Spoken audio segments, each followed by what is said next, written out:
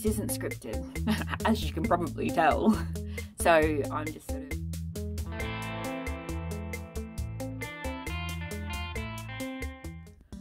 Hi.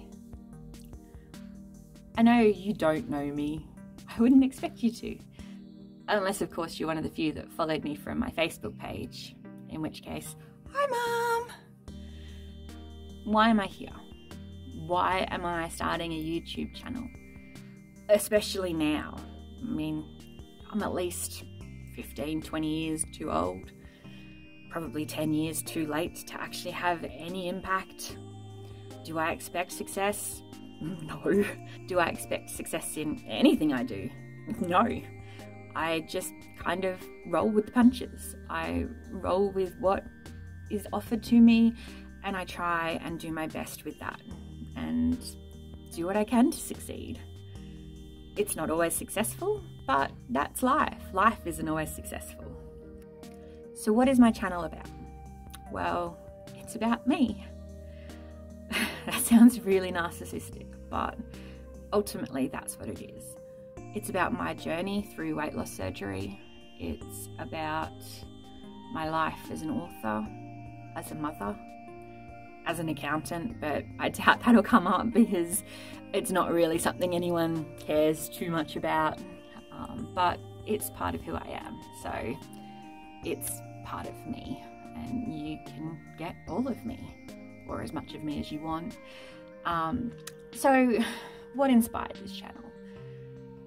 For a few years now, I've wanted to do something like this. I used to have a blog, and I shared ideas on the blog, and I enjoyed sharing ideas on the blog, but there's only so much you can do with a written word in a day.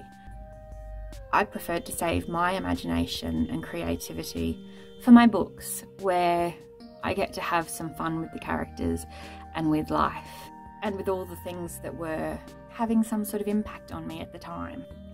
So, as you'll probably see by the background, I'm in a tiny, tiny space. Now, the reason for that is we don't have a lot of areas in our house where we can reliably video without dogs and cats and children and mess. So I decided I wanted to get into audiobooks, into creating them, because, you know, I have a few Aussie female characters and I can do an okay acting job. So I figured that I would learn how to do an audiobook and act that out, which I'm doing on the side. I'm doing at the moment, and I'm having a lot of fun trialing and attempting to do things with. The only issue is the only place we had to set up our somewhat soundproof room was downstairs, and the space there is a little bit narrow, but it's serviceable. I fit in here still, despite my size, and you know, it's somewhat soundproof except for when the cars go by or the dogs bark, but what can you do? So that's why I'm in here. This is probably going to be my recording space. I might record a couple when I'm out dropping my daughter off to one of her many things that she does during the week, but I have the backup audio here, so I'll probably primarily do it here. This is the first recording I've done that wasn't for a live readers group for years and years. I used to love being on stage. And the reason I loved being on stage is the reason that this is so hard for me to do. I love to step into someone else's shoes. I like to be a different character so I don't have to be me for a while. And I know that sounds cliche, but I've struggled with a lot of self-esteem issues my entire life, and this is a good way to get over them. Have strangers on the internet judge you. Always a good idea. But in fairness, there's not a lot that most strangers can say to me that I haven't already said to myself in one form or another. That's how I am with one-star reviews on my books. You know, someone says they don't like it because the character's an asshole. Well, he is an asshole, so... But when I decided that I wanted to do this, sometime before December, I made it my New Year's resolution. And then New Year's came and went, and no channel. And then February came and went, no channel. And then March came and still no channel. I haven't had any words either, which made it harder to justify not having started my channel. At least if I was writing, I'd have that as an excuse. I'm writing, I'm doing other creative work, I'm having fun in other aspects. But the reality was, I was just being a bank and a taxi for my family. And honestly, I decided that something had to change. I had a few health scares. I had chest pains. Of course, being my age, the doctors went through all the heart stuff. I've had a lot of ongoing health issues, especially with polycystic ovarian syndrome and endometriosis. And those two things have made my life a bit of a living hell for, God, most of my life, but the last 5-6 years definitely. 3 surgeries already, multiple trips to the emergency room for pain relief, and just to rule out that it's not appendicitis once more.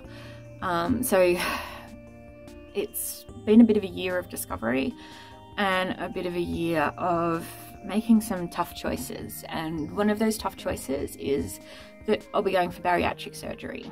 Now, years ago, I would never have considered that. And perhaps I should have, you know, maybe if I'd done something when I was a little bit younger, you know, 18, when the weight sort of started just creeping up and creeping up. Maybe it wouldn't have got as bad as it did, but I didn't. And I don't know if you know anything about PCOS, but one of the problems with it is the more weight you gain, the worse your PCOS gets. But of course, the worse your PCOS gets, the more it causes you to gain weight. And of course, once you get to the point where you've got high blood pressure and you can't have estrogen and you know, a whole heap of long, complicated medical issues. And it's just to the point where if I don't do something drastic, I can just see myself being in hospital again every 6 months for the rest of my life, with doctors humming and hawing about whether or not to investigate for endometriosis again, or to take out the other ovary, or whether to give me a hysterectomy or not. It's just a long cycle that can be broken if I can lose some of the weight. And because of the hormones racing through my system and a few other bits and pieces that are impacting it, I can't lose the weight without something drastic. I'd love to be able to diet and exercise, and I know people say diet and exercise is king, but an example is yesterday I went for a walk with the dogs, made it probably about 500 meters, and I was in such blinding, agonizing pain from my right hand side that I just couldn't continue anymore. I couldn't go another step. I had to call my husband and get him to come pick me up in the car, and it's just not fun to have to put everything aside, even when you're trying to be healthy, even when you're trying to get your steps, to have to put all that aside because a little bit of exercise and you're back in bed for another week because it's so painful. So it's not an excuse as such, or I guess it is an excuse when you're really thinking about it, but it's an excuse where I don't want to be in agony. And I think that's an excuse that most people could understand. Even the most heavily gym junkie person understands that there's healthy pains and unhealthy pains, and this pain is an unhealthy pain. And at the moment I'm on medication that basically is designed for diabetics. Now, I'm not diabetic, but it is the only thing I can take which keeps me from gaining weight. When I stop taking it, even if I make no other changes, I gain weight ridiculously fast. At the moment I'm on it and it's maintaining my weight, and that's all it will do. It won't help me lose weight, even with diet, even with exercise, shakes, walking every day, all of that stuff. It doesn't help because my hormones are so out of whack. And that's actually what ended up making me choose to go with the gastric bypass, and I'm getting the full gastric bypass. It's because that can actually have the most significant impact on the hormones, and that's where I need the help. I eat far less than I need to, which is probably part of the problem and could be part of the reason why I'm not losing weight, because my body just doesn't think it has the stores.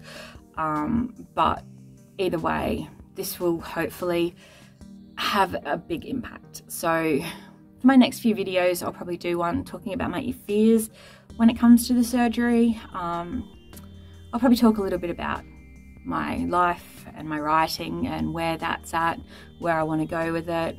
I might do a few live reads, especially of the book that I'm sort of trying to work towards recording as an audio book.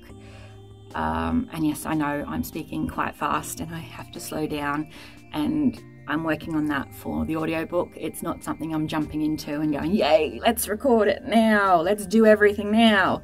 It's a process, and it's a process I'm determined to do right, and it's a process I'm determined to take forward into future books. It's even a process that I'm hoping I'll be able to establish as a format for a book that I'm not even going to release as a book, just do audio, do a podcast play and things like that. So I've got plenty of ideas around it. I just need to make sure that I've got the practice, get my breathing and my speech and all of that sort of stuff under control. So, you know, it's a work in progress. What can you do? I've always been a fast talker. This is slow for me. And I've always been a loud talker. So dialing it back enough that you can then launch it out when you need to is a work in progress. So yeah, that's something else I'm doing. Other things on the channel will just be, and it'll just be me. It'll just be following my weight loss journey. It'll be holding myself accountable so that if I start to regain after I've lost some, people can say, oi, get her back on that horse. Do not give up, because, and this is probably a spoiler for my next video, that's one of my greatest fears, is not being able to take this chance and this opportunity and capitalize it to the best of my ability. I'm a little bit nervous that, you know, 12 months time, I'll be exactly where I am, just like I have been with every other diet that I've tried, with every other healthy eating exercise plan that I've done, or worse, that I'll be back in hospital because, you know, some exercise that I tried to do ended up making me in agony again. And it's not fun. It's not something I would wish upon my worst enemy, but it's something that I have to deal with. And if I don't deal with it, what's going to happen? It's not going to get any better. Sticking my head in the sand about this is not going to fix anything. And that's my biggest message with this channel, is don't stick your head in the sand. It's easy to be scared to do something, but sometimes you just have to do it. There's a reason I'm wearing makeup, because it's easier to be someone else when you've got a mask on. And I'm wearing that mask right now. So don't expect me to always be in makeup, because, you know, I kind of picture myself being Nikki Tutorials when I put it on and end up looking like the Joker. So I don't really wear makeup that much. I don't match colours. I don't, I try, but it's just not for me. That's my daughter's place. She can do the glam and gore makeup. So, you know, she can do that. I'll just be me, and you'll just have to take that or leave it. And that's fine with me now. You know, it's taken me 6 months to bring about my New Year's resolution, but it's a resolution I want to stick with. And it's a resolution that isn't necessarily for you, it's for me. If you get something out of it, then that is fantastic. But if you don't, I'll still have done what I promised myself I would do. And that's the most important thing to me at the moment. You know, this is the year of being selfish while still helping everyone else out as much as possible. It's the year of doing what I need to for me while not turning my back on others that need my help. So yeah, that's me. I'm Michelle. I'm an author, a mother, a wife, an accountant, and an absolute weirdo who embraces her weirdness as much as I can with the level of self-esteem that I have. Here's to a weight loss journey. Here's to higher self-esteem. Here's to productivity and creativity. Until next time, if you come back,